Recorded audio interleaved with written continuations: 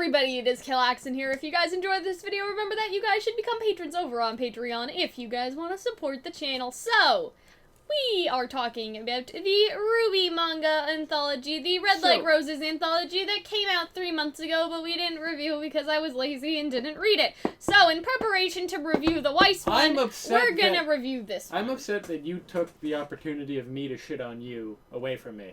Because I read this 3 months ago. I told Hunter, you read it first and then I'll read it. You better fucking read it. And I read it in like a day, in like an afternoon, in like an hour and a half. I didn't say it like that. And I gave it over to you. And I never read it. Let's come back to it 3 months from now. But it's really interesting. Kind of. It's really good, I think. But we're going to talk about that right now. So first of all, I like the art style, right? The art style is very pretty. There's 14 different art styles. I know, but I like the art styles, I should say. But what I was talking about was these. I like these things that are at the front of the book. They're very cute. But the story has some, like, weird mouths going on, like the first one. The first one. It's just the first one, so it's not that much to complain about, but the first story has an interestingly weird Weiss face in a weird art style. It's a colored one. Yeah, it is. You are right. So, like, if you guys, like, I wanted to do some screenshots, but since we just have the book, like, if you guys can see that, like, if you can see that, like, I don't know what to tell you. But the rest of the art's pretty good. And I think that all of the sentiment of the book is what really matters, right? It's that it's expanding on things that we didn't necessarily get to see, right? So that's obviously, you know, a big part of it. But it's also sort of nice. But I thought it would be, like, have more calories. It kind of wasn't anything. It was just, like, what do you mean? Like, it's a bunch of short, cute stories that sort of expand on the world. But does it really expand I think so, on the world? And let me get to that. So, Not like, really. something that was mentioned in the first story was, like, RWBY sort of went from somebody who was, like, socially awkward, right? To somebody who, you know, is, like, you know, a socially awkward girl trying to be a good leader, right? And it's nice to see them kind of talk about that. Because that was sort of the thing. There was the quasi-lesbian stuff. Okay, we're gonna talk about that, alright? Don't get ahead of me. I remember the quasi-lesbian stuff. Anyway, it's also... I want to talk about fucking queer baiting. You should read this book. Also, like, Yang has, like, this weird leather daddy... We're gonna talk about it. ...thing going on later on in it. So... It's nice to see the other thing, which is sort of them actually going to class and, like, having stuff to do at school, because I know that, like, I don't know, like, school's not that interesting, but here, like, for example, one of the things is that Glinda gets all the leaders together and they have extra training. Like, that's a nice bit of, like, world building in terms of, like, you know, what they have to do at school and, like, all of their training and stuff like that. Like, they're basically killing Grimm to get points, and Glinda kind of reveals at the end it's sort of, like, to sort out their priorities as leaders, right? And I think that's cool. So, one thing I have questions, though, so this book is called semi-canon. Like, some of it's canon and some of it isn't, and... They said it's canon until it's not. Yeah, basically, and I think that, so Carded makes, like, weird Little Red Riding Hood jokes sometimes, so here's my question, okay? This is all that I'm asking. So, is Little Red Riding Hood a thing in universe, and they just call RWBY that to make fun of her? Like, is it an in-universe fairy tale? Because Weiss does this, and they all make Little Red Riding Hood jokes about her, which obviously makes sense to us, but, like, in a RWBY setting, is that a thing? That's what I need to know, Hunter. Possibly. That's just like a small nitpick, I guess, but Weiss also does it, so I was just like, what's going on? There's a bit where there's a RWBY tiny RWBY chapter, like there's a bit where she has a smaller version of herself. Which was a fan fiction. Obviously, that's not canon. So that's what I mean when I say this is like semi-canon. Like it's canon until it isn't, and that's definitely not. You know what I'm saying? There's also one bit where she gets a wig. That's a lot of fun. There's some interesting scenes, though, where Weiss talks about, like, being in charge of your own destiny instead of leaving it up to a diary, while RWBY seems to believe in fate, you know what I mean? And I talked about this before, but we've talked about, like, Silver-Eyed Warriors and it being their destiny to fight in battle, right? And so I wonder, like, if that's sort of I guess a little bit of foreshadowing to the fact that RWBY has no control whether she will become a warrior or not. Like, that this is a reference to, you know, everybody else being in control of their own fate while Ruby's fate is sort of set in stone. You know what I mean? I just thought that was a cool little bit, especially because lately Hunter and I have been talking about, you know, the Silver-Eyed Warriors and, you know, if they have any real choice, if people that are with Ozpin have any real choice in the matter, you know what I mean? But yeah. Ozpin said he also doesn't believe in useless semblances, that if you have a semblance, it's made for something. And so I thought that that was also kind of interesting, because obviously we know, like, we didn't know this at the beginning of RWBY, but now we know that Ozpin has a connection to the god, so I wonder if that's sort of like a thing. Like, he basically said your semblance is what you need it to be, and so it's like, I wonder how that... You know what I mean? Like, I wonder how that's going. You understand what I'm saying? There's also a ceremony where Team RWBY is honored by the government for capturing Torchwick, and I feel like that's a nice little bit of world building as well. They never really describe a central government. Yeah, and so I thought that was kind of cool, right? Because the best they have is a fucking they have university. a council, right, or something like that. There's a council of Vale, and so I thought that was a cool part. That, you know, they're being honored or whatever and have recognition or, you know, just to expand on, like, the council and the government a bit more. There's also some Mercury Ruby shipping in here, like, they dance together, and then Weiss comes in and, like, rescues her, so that's a White Rose part. There's a lot of shipping stuff in here, and I think the stories that are along the non-canon side, like, they're pretty fun, too, like, the Tiny Ruby. I think the boyfriend story is the most popular one, for the reason that Hunter mentioned, because, you know, Ruby has a go at Weiss, like, for a second. Sarcastic go at Weiss, which is kind of funny. But Scarlet is also confirmed gay in this. Which is hilarious, because he was voiced by Gavin Frey. Why is it funny, though? Because there's a lot of gay jokes on Gavin Frey's behalf. Is there? Just historically. There's been quite a few. But, there's also another thing. So, RWBY makes a love triangle where Pyrrha is in love with John is in love with RWBY, and RWBY is in love with Pyrrha. And so, like, why would she do that if she's straight? Let me find it. I'll go look for it. But, you know what I mean? Like, so, obviously not everything in here is canon, but I found it funny that RWBY would do that, you know what I mean? Because love triangles can be straight depending on where you put the people, you know what I mean? Like, you have to, because it is a three, like, point triangle, you have to, like, strategically place. Unlike those 4-point triangles you hear so much about. You know what I mean? Because, like, I think if John were somewhere else, then they'd just, like, you know, it would be totally heterosexual, but the fact that RWBY was like, oh, I'll be in love with Pyrrha, you know, I just kind of thought that was funny. You want to know what my problem was with this? I found it. So, it's right here. It's right on this page. So you see that? So Pyrrha is in love with John is in love with RWBY, and RWBY is in love with Pyrrha. I think if you had... How would you convert this so two of the girls wouldn't be in love with each other? Like, how do love triangles in regular books work? Usually it's, I don't know. Because... Usually it's two people liking the same person instead of an actual triangle. And then one person kind of liking the two other people. Oh, so the whole, like, love triangle thing is just a fraud. So that's basically what people call it, but it's not a legit one. You understand what I'm saying? Like, in regular books. Can I talk about my sort of feelings in a minute. But... I have some other things to say in terms of, like, other things. So, Weiss says that the moon is a symbol for the folly of man, or at least she says that that's what people interpret it as, and I actually find that, like, really interesting, just because, like, in terms of this, we know it's not canon, but I still...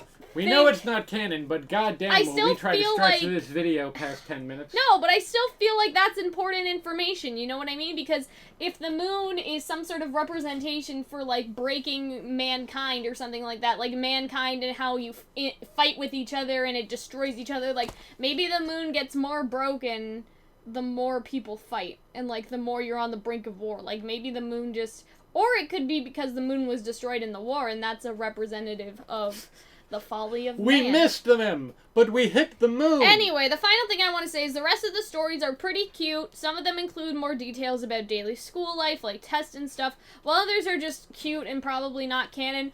I am of the opinion that this is a nice little fluffy piece that may have some hidden bits of lore by accident.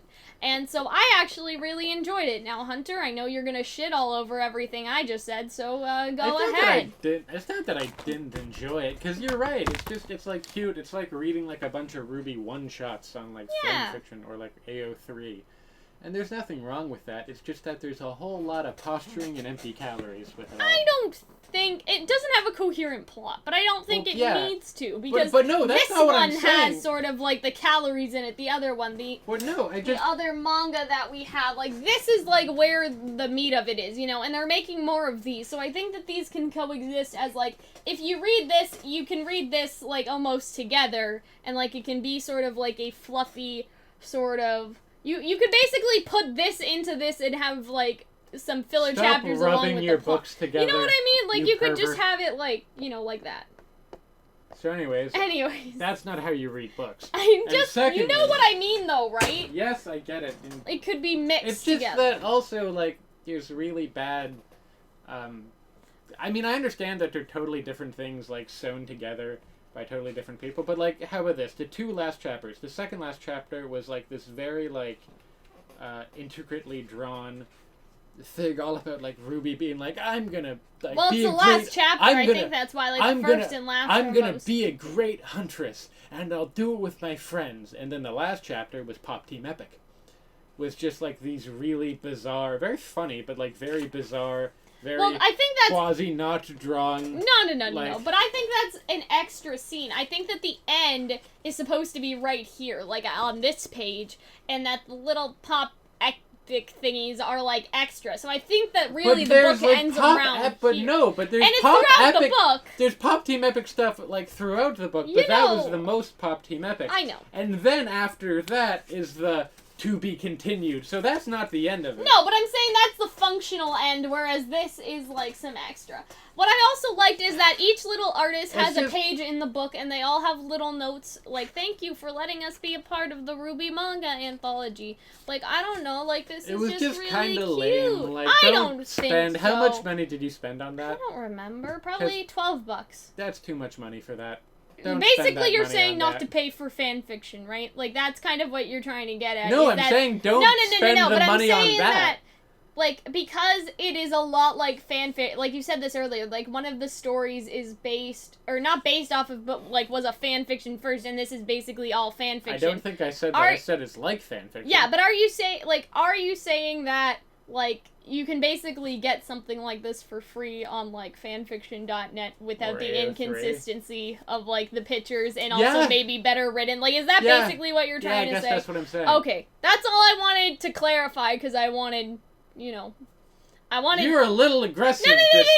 I wanted... Did you talk shit about my waifu? That's not what I'm saying. Okay. I'm saying that I wanted it to be clear what you were trying to say, because I didn't understand what you were getting at. Well, I mean, that's also true, but all I'm saying is that there's a lot of empty calories. Some of it's just kind of not terribly impactful. This is the first one. And it has a whole lot of... You know what I'm saying? Like, this is the first one out of 4. That's a tone issue. Which is by its nature, it's an anthology. Because it's the first one out of 4, I feel like that the first thing of things is usually not great. You know what I mean? Like, the pilot episodes of TV shows, a lot of the time, are supposed to, like, get you invested, but at the same time, I mean, a lot read of them some of the are Weiss bad. one. That's also pretty... You know what I mean? And so I feel like we should at least read the Weiss one to see where it goes, because I haven't read all of it. Did you read all of it? No, I read a significant amount of it. I'm gonna read... What I like in an anthology is like a theme, you know, like Black Mirror has a theme, Twilight Zone has a theme. I think the theme for this, though... Even RWBY Chibi has a theme. It's all humor. I think the theme for this, though, is... No. I think the theme for this, though, is RWBY becoming a leader. Like, all of the stories revolve around her and her growth. Right?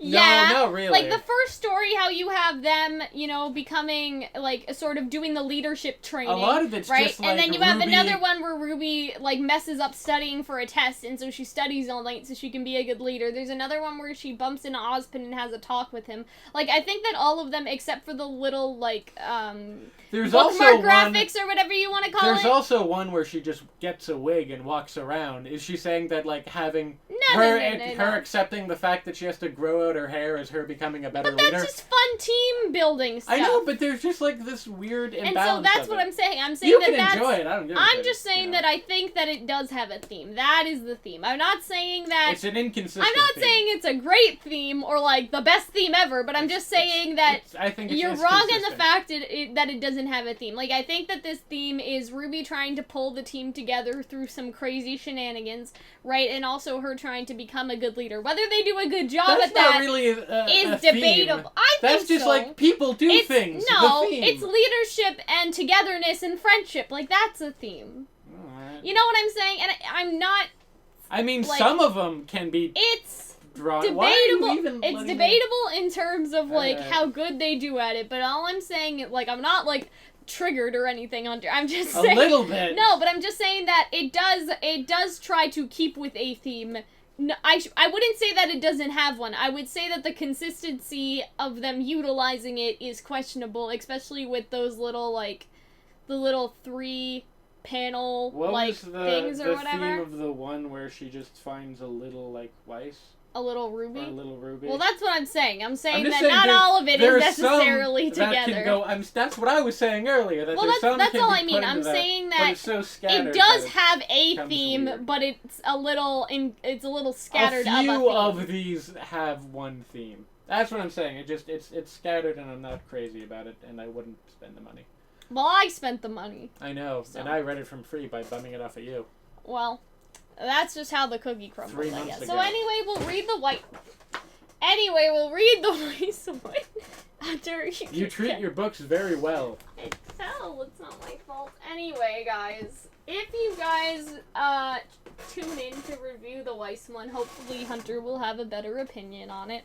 This is better? Yeah, as in my opinion was poorly created. No, or I no, just as didn't like in it? you didn't like. So I'm saying that you'll like the next one. That's what I'm trying to always say. hope I like their things. I know, but I'm saying I hope that you like the next one. Yeah, Viz Media is not gonna give us a sponsored free copy Probably after this display. No, I'm just kidding. But yeah, those Don't were you want us to be honest though? No, those are our honest thoughts on it. I'm just joking. Don't you want us to be honest? I love how you said, "Do you want us to be honest?" You said no, and then after that you said, "Well, that was our honest feelings." So about those were our feelings.